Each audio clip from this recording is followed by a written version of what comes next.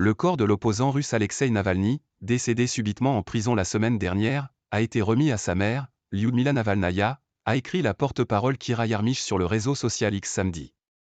La mère de l'opposant accuse le Kremlin d'avoir cherché à lui imposer des funérailles secrètes, menaçant de laisser le corps se décomposer en cas de refus. La dépouille d'Alexeï Navalny, que ses proches réclamaient depuis plus d'une semaine, a été remise à sa mère, a indiqué samedi la porte-parole de l'opposant russe.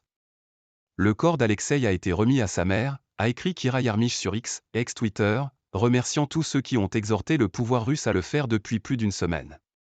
Elle a ajouté ne pas savoir si les autorités empêcheront les obsèques de se dérouler comme la famille le souhaite et comme Alexeï le mérite, alors que dans la matinée Yulia Navalnaya, la veuve de l'opposant, qui a juré de poursuivre depuis l'étranger le combat de son mari, accusait le président russe Vladimir Poutine d'empêcher la remise du corps à la famille.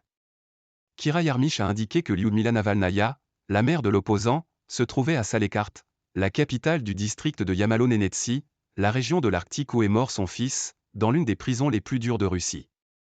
Les partisans de l'opposant, ainsi que de nombreux dirigeants occidentaux, ont accusé Vladimir Poutine d'être responsable de sa mort, certains évoquant un meurtre, après 3 années de détention. Depuis plus d'une semaine, Lyudmila Navalnaya tentait de récupérer la dépouille de son fils. Elle avait accusé les autorités de lui faire du chantage, la menaçant de laisser se décomposer le corps si elle n'acceptait pas des funérailles secrètes ou son enterrement sur le territoire de la colonie pénitentiaire où il purgeait une peine de 19 ans de prison pour extrémisme.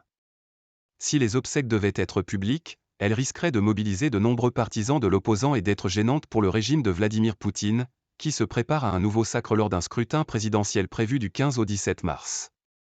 Dans les années 2010, avant que la machine répressive ne s'abatte complètement sur lui, Navalny parvenait à mobiliser des foules, en particulier à Moscou, gagnant ainsi son statut de premier opposant de Vladimir Poutine.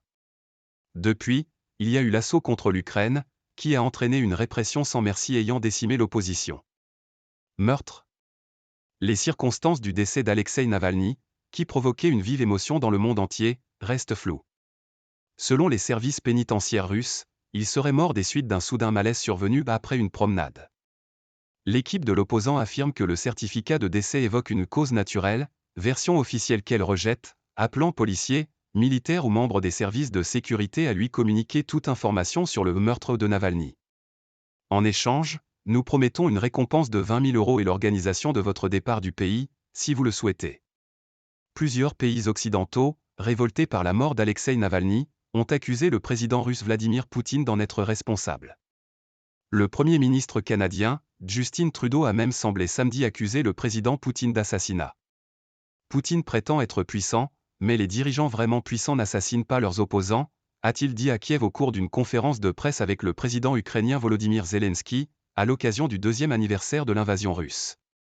Le maître du Kremlin n'a pas réagi à la mort de son principal détracteur, qui avait survécu miraculeusement à un empoisonnement en 2020 dont il accusait déjà Vladimir Poutine, malgré les dénégations de ce dernier. Les multiples procès qui avaient été intentés à l'opposant avaient été largement dénoncés comme une forme de persécution politique à son égard. Avec AFP.